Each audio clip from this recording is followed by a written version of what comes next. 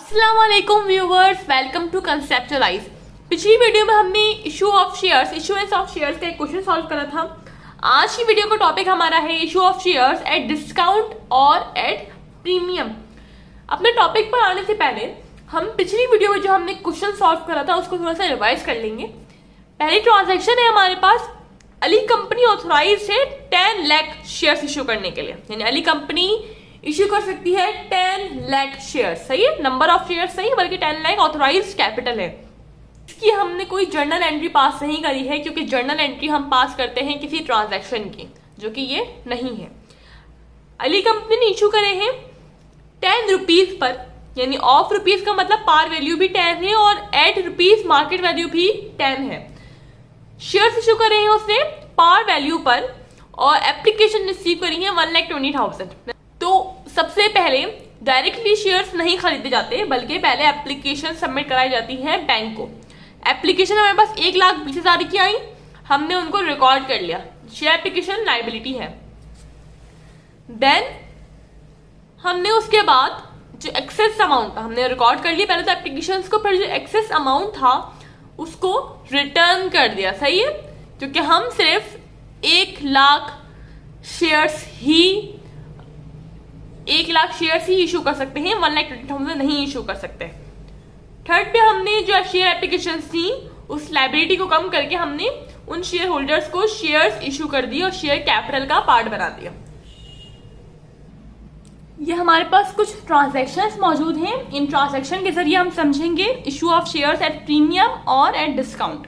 सबसे पहले ट्रांजैक्शन हमारे पास आ रही है, अली कंपनी इशू 10,000 शेयर्स, यानी 10,000 number of shares of ₹10 each eight ₹10 each, यानी 10 रुपए का। ऑफ रुपीज का मतलब है उसकी जो पार वैल्यू है वो 10 रुपए है, शेयर की पार वैल्यू ऑफ रुपीज 10 रुपए है। एट ₹10 इशू भी 10 रुपए पर ही करा है। यहाँ पे एट ₹10 का मतलब इशू की जिसपे करा है, तो इशू भी 10 रुपए पे करा है, यानी पार वैल्यू और मार्केट वैल्यू सेम है। दूसरी एंट्री हमारे पास आ रही है, Ali company issued 10,000 shares of ₹10 each eight ₹12 each.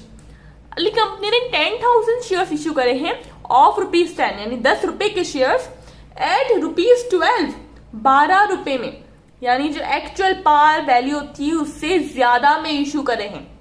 जब ज्यादा का वर्ड आएगा तो प्रीमियम का कॉन्सेप्ट आएगा। अभी हम जर्नल एंट्रीज भी पास करेंगे इन ट्रांजैक्शंस की। तीसरी हमारे पास ट्रांजैक्शन आ रही है, Ali company issued 10,000 shares of ₹10 each eight ₹8। अब यहां पर 10,000 शेयर्स इशू किए गए हैं 10 रुपए के। कितने में इशू करे हैं, यानी थे वो 10 रुपए के और इशू किए गए हैं 8 रुपए में, यानी आप कम में इशू करा है। जब कम का कॉन्सेप्ट आएगा तो डिस्काउंट की बात आएगी।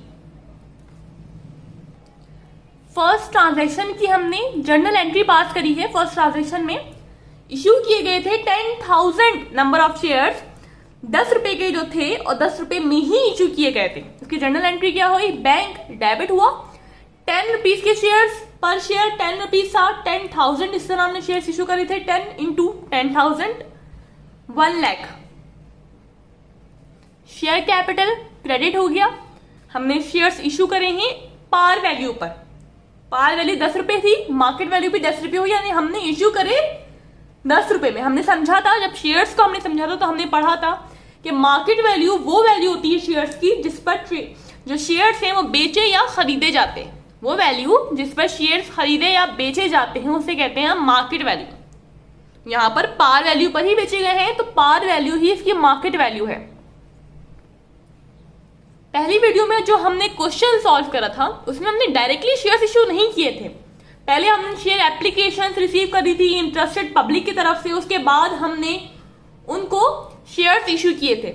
यहाँ पे हमने डायरेक्टली शेयर इशू करे हैं, क्योंकि शेयर एप्लीकेशन वाला जो झंझट है वो सबसे पहली दफा में होता है, यानी जब दूसरी ट्रांजैक्शन है हमारे पास 10,000 नंबर ऑफ शेयर्स इशू किए गए हैं जो 10 रुपए के थे एट ₹12, 12 रुपए के इशू किए गए, यानी मार्केट वैल्यू 12 रुपीज है। यहां पर जो एक्चुअल वैल्यू थी यानी पार वैल्यू थी उससे ज्यादा में इशू किए गए हैं। पर शेयर ₹2 ज्यादा में इशू किया गया है पार वैल्यू से। तो यहां पे कौन सा कॉन्सेप्ट आया? शेयर प्रीमियम को कॉन्सेप्ट आया। प्रीमियम मतलब क्या है? ज्यादा होना।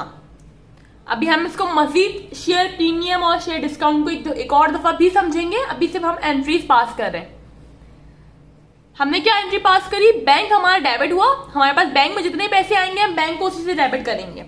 ₹12 का एक शेयर इशू किया गया। इस तरह कितने हमने शेयर इशू करे? 10,000 शेयर इशू करे। 12 इंटू 10,000 आंसर आया 1,20,000। शेयर कैपिटल, आपको दो चीजें नजर आ रही हैं यहाँ पर, शेयर कैपिटल और शेयर प्रीमियम। शेयर कैपिटल को हमने मल्टीप्लाई करा है 10 इंटू 10,000। 10 से क्यों करा? हमने शेयर इशू करे ही नहीं है 10 पर। एट ₹12 लिखा हुआ है, इसका मतलब ₹12 पे इशू करा। शेयर कैपिटल हमेशा रिकॉर्ड होगा पार वैल्यू पर। शेयर कैपिटल हमेशा शेयर्स की पार वैल्यू पे रिकॉर्ड किया जाएगा। शेयर की पार वैल्यू क्या थी? ₹10। कितने शेयर्स इशू करे? 10,000। हमने क्या एंट्री पास करी? 10 into 10,000 which is 1 lakh. Share premium, अब प्रीमियम अब यहां पर हम शो करेंगे कि प्रीमियम कितना था। ₹2 प्रीमियम था, यानी ₹2 ज्यादा पे इशू करे एक शेयर। 2 इंटू 10,000 यानी कि हमने 10,000 शेयर इशू करे हैं और हर शेयर पे हमने ₹2 ज्यादा बढ़ाए हैं, ₹2 ज्यादा लिए हैं। तो कितने रुपए टोटल हमने ज्यादा लिए? 20,000। यानी प्रीमियम कितने का हुआ? 20,000 का हुआ। Issued shares at premium. Last transaction है कंपनी, अली कंपनी ने इशू करे 10,000 शेयर्स ₹10 के एट ₹8। ₹8 में, यानी मार्केट वैल्यू शेयर की क्या थी? ₹8। अब पार वैल्यू से कम में इशू किया गया है। इसकी एडजस्टिंग एंट्री क्या हुई? बैंक उसी अमाउंट से डेबिट होगा जितना पैसा हमारे पास आ रहा है। हमारे पास पैसा आ रहा है ₹8 के हिसाब से। हमने 8 इंटू 10,000 करा, 80,000 आंसर आया। अब हमने पार वैल्यू से कम में इशू करा है। अब डिस्काउंट हमने दिया है, जो कि हमारे लिए ऑब्वियसली एक नुकसान है कि हमने अपने शेयर्स को कम वैल्यू में इशू करा। तो शेयर डिस्काउंट डेबिट हो रहा है 2 into 10,000 20,000। Share capital will always be recorded with par value. Share capital हमेशा रिकॉर्ड किया जाएगा पार वैल्यू से। तो ₹10 पार वैल्यू थी। 10 into 10,000 is equal to 1 lakh. Credit और डेबिट साइड का बराबर होना जरूरी है। अब हमने शेयर डिस्काउंट को डेबिट क्यों करा, शेयर प्रीमियम क्रेडिट क्यों हुआ, इसको समझते हैं। इनके अकाउंट्स को थोड़ा सा स्टडी करते हैं। हमें पता है कि कंपनी में लगाया हुआ पैसा शेयर होल्डर्स का होता है, यानी कि shares holder are actually the owner of the company. Share holders क्या होते हैं? ओनर होते हैं कंपनी के। कंपनी चलाता कौन है? Board of directors, BODs। Owners पैसा लगाते हैं, रिस्क लेते हैं और प्रॉफिट होने पर उनको डिविडेंड मिलता है, नुकसान होने पर वो लॉस बेयर करते हैं। तो शेयर कैपिटल हमारा कंपनी में, जब भी कंपनी का जो इन्वेस्टमेंट, कंपनी की जो इक्विटी है वो कैपिटल नहीं बल्कि शेयर कैपिटल कहलाती है, क्योंकि वो शेयर होल्डर्स से बनी है। शेयर होल्डर का पैसा लगाया गया है तो उसे हम कहते हैं share capital. Share premium, share premium को हमने समझा है कि जब हम शेयर पार वैल्यू से ज्यादा पर इशू करते हैं तो इसका मतलब शेयर प्रीमियम पे इशू करे गए, यानी ज्यादा पर। किससे ज्यादा? पार वैल्यू से ज्यादा। ये दोनों अकाउंट कहलाते हैं, शेयर कैपिटल और शेयर प्रीमियम अकाउंट कहलाते हैं शेयर होल्डर्स इक्विटी अकाउंट, जिसको आप याद रखने के लिए शी अकाउंट भी कह सकते हो। ये लड़कियों वाला शी नहीं है, इसका मतलब है शेयर होल्डर इक्विटी। अब शेयर होल्डर्स इक्विटी जब बढ़ेंगे तो क्रेडिट होते हैं, जब बढ़ते हैं शेयर होल्डर्स इक्विटी अकाउंट तो ये क्रेडिट होता है। तो ऑब्वियसली जब ये कम होगा तो क्या होगा? ये डेबिट हो रहा होगा।